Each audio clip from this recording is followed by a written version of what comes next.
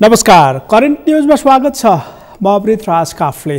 आजको करेन्ट न्यूजमा हामी नेपालमा सुरु भएको कोरोना महामारीको दोस्रो लहरसँगै राजनीतिक गतिविधिमा केन्द्रित रहेर कार्यक्रम प्रस्तुत गर्दैछौँ। नेपालमा हरेक दिन सयौं नयाँ कोरोना संक्रमित थपिने क्रम रोकिएको छैन। कोरोना संक्रमण उच्च हुन थालेपछि सरकारले वैशाखभर संक्रमण बढी भएका स्थानमा निषेधाज्ञा जारी गर्ने निर्णय गरिसकेको छ।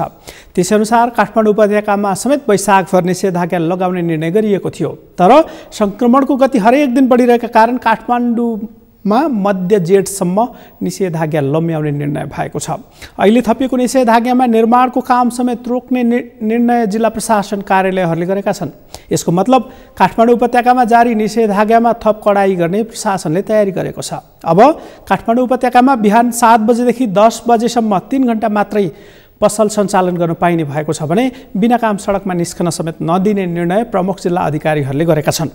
निषेधाज्ञाका बीचमा अत्यावश्यक सेवा बाहेक अन्य सेवा व्यवसाय सञ्चालन गर्न नदिने सरकारले सघि निर्णय गरिसकेको छ।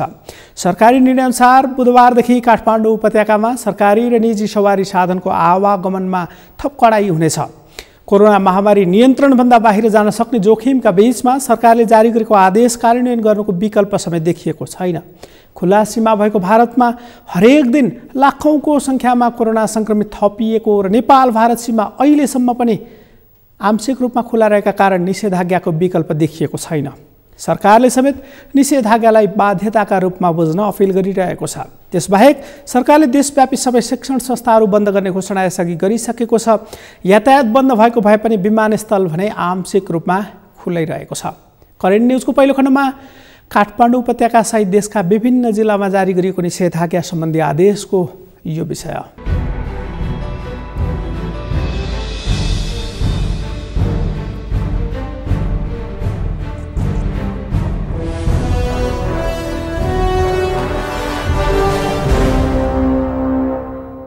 तीनटै जिल्लाका प्रमुख जिल्ला अधिकारीहरू बसेर यो गत 16 गतेदेखि जारी गरेको निषेधाज्ञालाई चाहिँ निरन्तरता दिँदै 29 गतेसम्म थियो, त्यसलाई चाहिँ थप 15 दिन चाहिँ बढाउने निर्णय गरेको छ। अब यो 15 दिनको हिसाबले जेठको 13 गते राति 12 बजेसम्म कायम हुनेछ र बिहान अत्यावश्यक सामग्री खरिद गर्नको निम्ति जुन 9 बजेसम्म टाइम दिएको थियो त्यसलाई चाहिँ वृद्धि गरेर बिहान 10 बजेसम्म खाद्यान्न लगायत अत्यावश्यक पसलहरू खुल्ने र त्यसमा चाहिँ अब आम नागरिकहरूले चाहिँ एउटा भौतिक दूरी कायम गरेर स्वास्थ्यको प्रोटोकल अनिवार्य रूपमा पालन गरेर भिडभाड नहुने गरी खरिद गर्नको निम्ति त्यो समय छुट्याइदिएको छ। र जुन पार्टी प्यालेस र होटलमा विवाह व्रतबन्ध जस्ता सामाजिक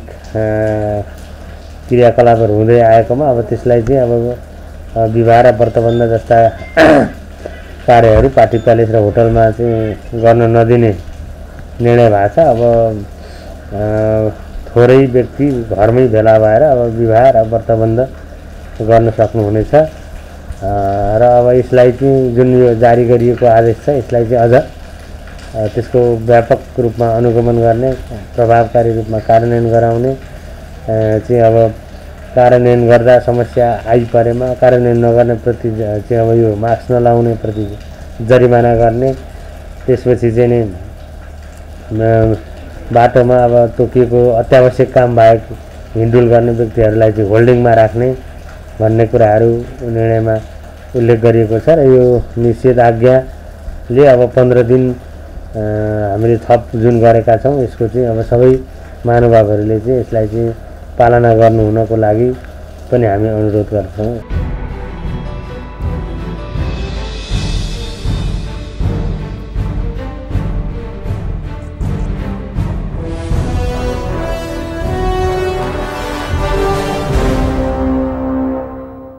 अघिल्लो वर्ष समेत कोरोना महामारीले सङ्कट ल्याउन सक्ने आकलनका बीचमा सरकारले लामो समय लकडाउन गर्ने निर्णय गरेको थियो। सरकारले आकस्मिक रूपमा लकडाउनको घोषणा गरेपछि कयौं नागरिक लामो दूरीको बाटो हिँडेरै आफ्नो घरतर्फ लागेका थिए। अघिल्लो वर्ष कोरोनाको त्रास यस्तो थियो कि सयौं किलोमिटर पैदल यात्रा गरेर नागरिकहरू आफ्नो घरतर्फ लाग्नु परेको थियो। तर सरकारले भने त्यो बेला सञ्चार माध्यमले विषयलाई धेरै उछालेको आरोप लगाएको थियो। स्वयं प्रधानमन्त्री केपी शर्मा ओलीले नै सरकारले नदेखेको पैदल यात्रीलाई मिडियाले देखेको भनेर आलोचना गरेका थिए। तर यसपालि भने सरकार आफैले काठमाडौँ आउन र जान चाहनेलाई समय दिएर निषेधाज्ञाको आदेश जारी गरेको थियो। सरकारले काठमाडौँमा निषेधाज्ञा लगाउने निर्णय गरेर घर जान चाहनेहरूलाई 3 दिनको समय यसअघि दिएको थियो, जसकारण अघिल्लो वर्ष जस्तो यसपालि मानिसहरू लामो दूरी पैदल यात्रा गरेर फर्कनु पर्ने अवस्था आएन। अहिले सरकारले घर फर्कन दिएको समयले केही राहत भने दियो। सरकारले काठमाडौँ सहित देशका विभिन्न जिल्लामा जारी गरेको निषेधाज्ञाको प्रभाव समेत उल्लेख्य रूपमा देखिएको छ। त्यसबाहेक सरकारले काठमाडौँका ठुला अस्पताललाई कोरोनाको मात्रै उपचार गर्ने अस्पताल बनाउने घोषणा गरिसकेको छ। कोरोना नियन्त्रणका लागि थप कडा प्रतिबन्धात्मक व्यवस्था सरकारले कार्यान्वयन गर्ने घोषणा समेत गरेको छ। अहिले देशका 70 भन्दा बढी जिल्लामा निषेधाज्ञा जारी गरिएको छ। नेपालमा कोरोना संक्रमणको ग्राफ बढिरहेको भने राजनीतिक गतिविधि भने अन्य समयमा भन्दा बढी भइरहेको छ। प्रधानमन्त्री केपी शर्मा ओलीले बहुमत गुमाएका छन् भने अर्को सरकार गठनको लागि प्रक्रिया समेत सुरु भइसकेको छ। राष्ट्रपति विद्यादेवी भण्डारीले आगामी 30 गतेभित्र नयाँ सरकार गठनका लागि बहुमत जुटाउन समय समेत दिइसकेकी छन्। करेन्ट न्युजको अब खण्डमा यो भनाइ हेरौँ।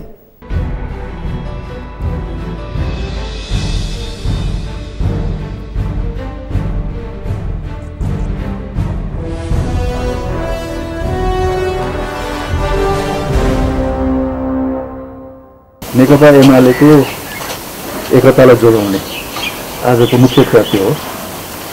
संसदमा एकताबद्ध ढङ्गले कसरी प्रस्तुत हुने र पार्टीमा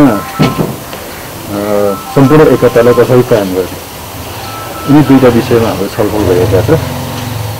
छलफलहरू पोजिटिभ नै छन्, सकारात्मक नै छन्। हामी आशा गर्छौँ अझै पनि समय छ। सबै देशभरिका मान्छेहरूले, पार्टीका सदस्यहरूले एमालेको एकता खोजेर चाहेका छन्। त्यो कुरालाई कसैले पनि नजरअन्दाज नगरोस् भन्ने हाम्रो भनाइ हो। त्यही सिलसिलामा हामी बस्यौँ, छलफल गऱ्यौँ।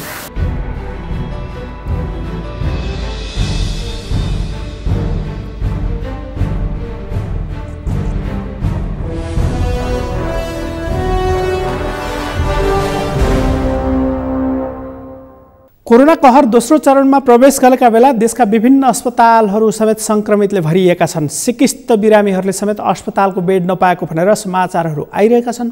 देशका प्राय सबै अस्पताल अहिले कोरोना संक्रमितले भरिभराउ रहेको भनेर भनिएको छ। त्यसबाहेक अक्सिजन अभावमा उपचार पाउनबाट वञ्चित भएको भनेर समेत समाचारहरू सार्वजनिक भएका छन्। तर सरकारको ध्यान भने कोरोना नियन्त्रण भन्दा पनि सरकार कसरी जोगाउने भन्ने पक्षमा बढी देखिएको छ। संसदको बजेट अधिवेशन बोलाउनु पर्ने समयमा विशेष अधिवेशन बोलाएर विश्वासको मत लिने काम सरकारले सोमबार मात्रै गर्यो।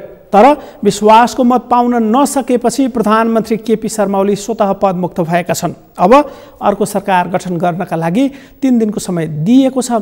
आगामी 30 गतेसम्म नयाँ सरकार कसको नेतृत्वमा बनाउने र को प्रधानमन्त्री बन्ने भन्ने विषयले राजनीति तरङ्गित हुने अवस्थाको निर्माण भएको छ। जनताका लागि राजनीति गरिरहेको भन्ने राजनीतिक दलका नेताहरूको पछिल्लो गतिविधिले आम रूपमा उनीहरूमाथि प्रश्न समेत उठिरहेको छ। तर सरकार सञ्चालन गरिरहेको दल एमाले र सरकार बनाउन अघि सरेका काङ्ग्रेस, माओवादी केन्द्र र जनता समाजवादी पार्टीको एउटा समूहको प्राथमिकता कोरोना नियन्त्रणका बारेमा भन्दा बढी सरकारको नेतृत्वमा हात पार्नेमा देखिएको छ। करेन्ट न्युजमा केही बेर विश्रामपछि अन्य विषयसहित उपस्थित हुनेछु, हेर्दै गर्नुहोला।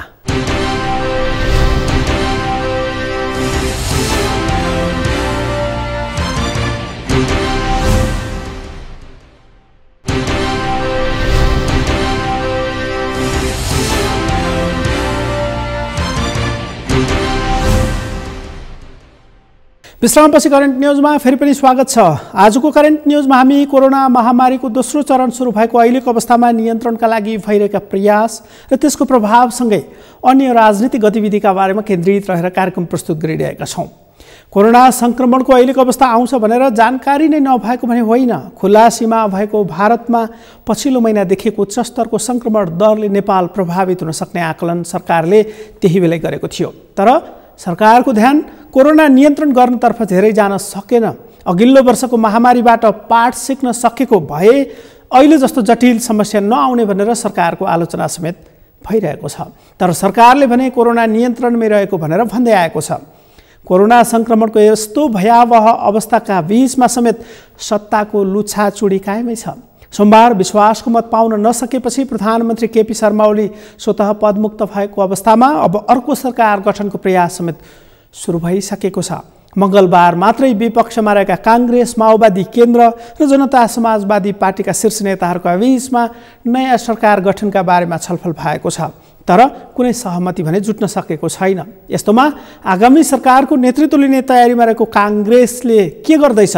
करेन्ट न्युजको अबको खण्डमा यो भनाइ हेरौँ।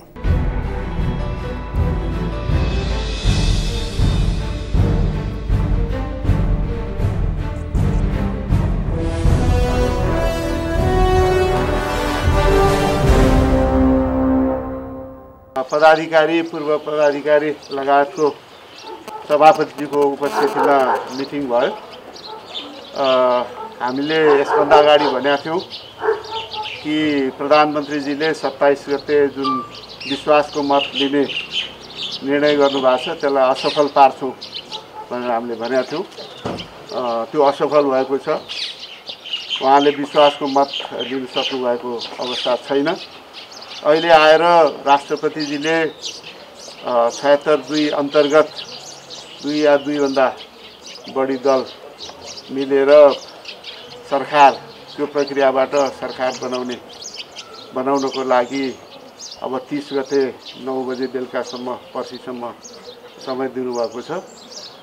त्यसको स्वाभाविक रूपमा प्रधानमन्त्रीजी विश्वासको मत लिन असफल भइसकेपछि जुन विपक्षी दल नेपाली काङ्ग्रेस प्रमुख प्रतिपक्षी दल छ, माओवादी केन्द्र, जसपा लगायतका दलहरूको सहयोगमा 2 या 2 भन्दा बढी दलको सहयोगमा हामी दाबी गर्छौँ र त्यसको लागि आवश्यक समर्थन जुटाउनको लागि पार्टी सम्पूर्ण रूपमा लाग्छ। होइन, माओवादीका नेता प्रचण्डजीसँग त उहाँले स्पष्ट हुनुहुन्छ। नेपाली काङ्ग्रेसको नेतृत्वमा सरकार बनाउने पहलको लागि कुनै दुविधा छैन। त्यो प्रयत्नलाई कसरी सफल बनाउने भन्ने मात्रै कुरा हो। त्यसमा माओवादी केन्द्र र नेपाली काङ्ग्रेस एकै ठाउँमा छ, त्यसमा समस्या छैन। जसपाका अध्यक्ष उपेन्द्र यादवजीले समेत हिजै पनि 3 दलको नेताहरू, शेरबहादुर देउबा हाम्रो दलको नेता, प्रचण्डजी र उपेन्द्रजीले सही गरेर नै अब यो प्रक्रियाबाट सरकार बनाउने प्रक्रिया अगाडि बढ्नुपर्छ भनेर चाहिँ हिजै वक्तव्य दिएकै छ। त्यसमा समग्रमा जसपा एकजुट भएर यसमा चाहिँ यो अभियानमा सामेल होस् भन्ने चाहिँ हामी चाहन्छौँ। त्यसको लागि हाम्रो सम्पूर्ण प्रयत्न हुन्छ र सँगसँगै जुन एमाले भित्र पनि असन्तुष्टि छ, माधवजीहरू त्यही असन्तुष्टिको कारण चाहिँ हिजो मतदानमा उपस्थित हुनु भएन, उहाँहरूको सहयोग जुटाउने पनि हाम्रो कोसिस हुन्छ। यो 136 त अलिक संसदमा पुर्याउनु पर्ने अवस्था छ। त्यसको लागि चाहिँ जसरी महेन्द्र ठाकुरको हिजोको विज्ञप्ति पनि यहाँले हेरिहाल्नु भयो होला। यस्तो अवस्थामा चाहिँ कसरी कुन रणनीति अगाडि अझ पर्सि 9 गते समय बाँकी छ नि। यो समयभित्र चाहिँ परिस्थिति परिवर्तन हुनसक्छ र एमाले दलमा पनि जुन असन्तुष्टि छ त्यसबाट पनि केही उहाँहरूले एउटा निर्णय पुग्न सक्नुहुन्छ र समग्रमा मलाई लाग्छ जसपा पनि हाम्रो पक्षमा आउने प्रशस्त सम्भावना छ। माओवादी केन्द्र आइसकेको छ। त्यसो हुनाले मलाई लाग्छ यो प्रयत्नलाई हामी जारी राख्छौँ। भनेको समयभित्र सभापति देउवाले बहुमत पुर्याउनुहुन्छ भन्ने यो 3 दल एक ठाउँमा आयो भने त स्वतः बहुमत भइहाल्छ। त्योभन्दा बाहिर अरू तरिकाहरू पनि छ त्यसलाई चाहिँ सङ्ख्या पुर्याउने। यसमा चाहिँ हामी डिटेलमा जानुपर्ने आवश्यकता परेन। जोस 2 या 2 भन्दा बढी दलको समर्थनमा 76(2) अन्तर्गत सरकार बनाउने प्रक्रियाको नेतृत्व नेपाली काङ्ग्रेसले लिन्छ र यो राष्ट्रपतिजीसँग त्यही अनुरूपमा हामीले आफ्नो चाहिँ दाबी प्रस्तुत गर्ने कोसिस गर्छौँ।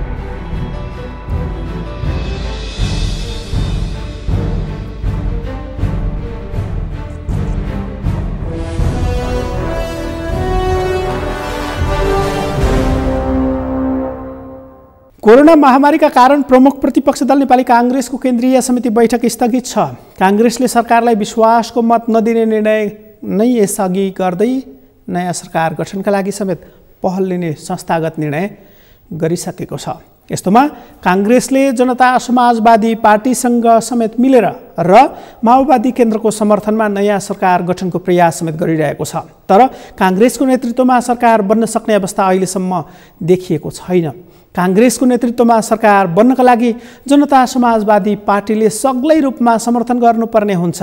त्यसबाहेक एमालेको माधव कुमार नेपाल समूहका सबै सांसदहरूले राजीनामा दिए भने पनि काङ्ग्रेस नेतृत्वमा सरकार बन्न सक्ने अवस्था देखिएको छ। त्यसो हुन नसके संविधानको व्यवस्था अनुसार अहिलेका प्रधानमन्त्री केपी शर्मा ओली नै संसदको सबैभन्दा ठूलो दलको नेताको रूपमा फेरि प्रधानमन्त्री हुने सम्भावना पनि छ। तर अहिले बहुमतको सरकार गठन गर्नका लागि राष्ट्रपतिले आगामी 30 गतेसम्मका लागि समय दिएकाले त्यसपछि मात्रै अन्य प्रक्रिया सुरु हुने सम्भावना छ। यता एमालेको माधव नेपाल समूहले आगामी रणनीति तय गर्नका लागि स्थायी कमिटीको बैठक बोलाएको थियो। बैठकले गर्ने निर्णयले समेत आगामी सरकार गठनको विषयमा थप स्पष्टता देखिनेछ। यस्तोमा सरकार गठनको प्रयास गरिरहेको नेकपा माओवादी केन्द्रले भने नयाँ सरकार गठन हुने भनेर भनिरहेको छ। तर नयाँ सरकारका लागि संसदको अङ्कगणित तयार भइसकेको अवस्थामा के गर्छ माओवादी केन्द्र? करेन्ट न्युजको अबको खण्डमा यो पनि हेरौँ।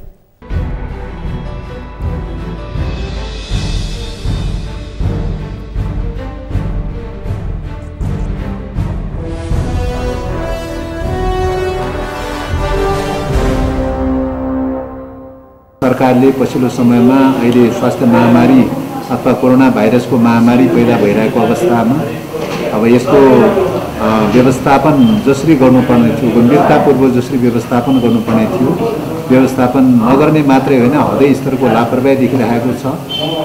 यसको विरोध गर्ने यो क्रममा चाहिँ स्वास्थ्य सामग्री आपूर्तिको क्रममा जुन भ्रष्टाचारीको इस्युहरू खुलेआम रूपले सार्वजनिक रूपले आएको छ, त्यो भ्रष्टाचारी खालका गतिविधिहरूको अविलम्ब चाहिँ छानबिन गर्नुपर्छ र दोषीमाथि कारबाही गर्नुपर्छ र त्यस्तो भ्रष्टाचारलाई छिटोभन्दा छिटो नियन्त्रण गर्नुपर्छ र छिटोभन्दा छिटो स्वास्थ्य सामग्री आपूर्ति गर्नुपर्छ र यसरी स्वास्थ्य सङ्कट पैदा भइरहेको बेलामा खुलेआम रूपले चाहिँ जो भ्रष्टाचारीका प्रवृत्तिहरू, कमिसनखोरका प्रवृत्तिहरू जो देखिएको चाहिँ छ, त्यसका विरुद्धमा चाहिँ कडाभन्दा कडा कारबाहीको कदम चाल्नुपर्छ र जनतालाई चाहिँ जो जीवनको सुरक्षा गर्ने कुरामा सरकारले सुनिश्चित गर्नुपर्छ भन्ने कुरा चाहिँ एउटा त्यो कुरा भएको छ।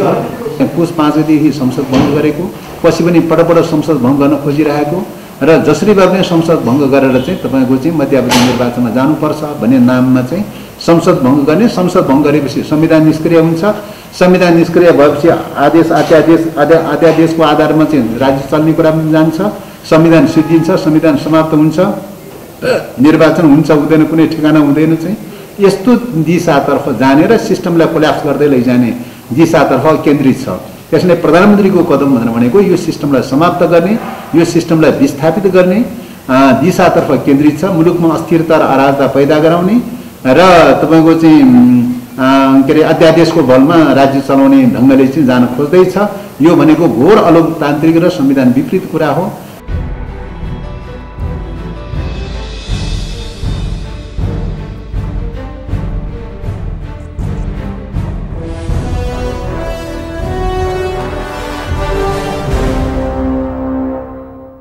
नयाँ सरकार गठनको पहल विपक्षमा रहेका दलहरूले गरिरहेको भए पनि सरकार बनिहाल्ने अवस्था भने निर्माण भइसकेको छैन। एमाले औपचारिक रूपमा विभाजन भए वा जनता समाजवादी पार्टी विभाजन भए नयाँ सरकार गठनको प्रक्रिया सुरु हुन सक्ने समेत देखिएको छ। प्रधानमन्त्री समेत रहेका एमाले अध्यक्ष केपी शर्मा ओलीले विश्वासको मत दिन आफ्नो दलका सबै सांसदहरूलाई निर्देशन दिएका थिए। तर उनकै दलका 28 जना सांसदहरूले सरकारको पक्षमा मतदान गरेनन्। वरिष्ठ नेताहरू माधव कुमार नेपाल, झलनाथ खनाल सहितका 28 जना सांसदहरूले प्रतिनिधि सभाको सोमबारको बैठक नै बहिष्कार गरे। अहिले अवस्था कस्तो बनेको छ भने पार्टीको निर्देशन नमाने 28 जना सांसदहरूलाई कारबाही गरे विपक्षमा रहेका दलहरूको नयाँ सरकार बन्न सहज हुने त एकातिर, अर्कातिर व्हिप उल्लङ्घन गर्ने सांसदहरूलाई कारबाही गर्न नसके अराजकता बढ्ने। जसका कारण अध्यक्ष केपी शर्मा ओलीले आफ्नो निर्देशन नमान्ने सांसदहरूलाई तत्काल कारबाही नगर्ने मनसायमा रहेको देखिएको छ। तर व्हिपको उल्लङ्घन गर्ने 28 जनामध्ये 8 जना समानुपातिक तर्फका सांसदहरू रहेका कारण उनीहरूलाई तत्काल हटाएर अन्यलाई सांसद बनाउने तयारी गरेको भनेर समेत भनिएको छ। तर यसको समेत औपचारिक रूपमा पुष्टि हुन भने सकेको छैन। हवस् त, करेन्ट न्युजको आजको समय सकियो। भोलि फरक विषयका साथमा उपस्थित हुने नै छु। नेपालको पहिलो न्युज च्यानल सगरमाथा टेलिभिजन हेर्दै गर्नुहोला। म अमृत राज काफले बिदा हुन्छु। नमस्कार।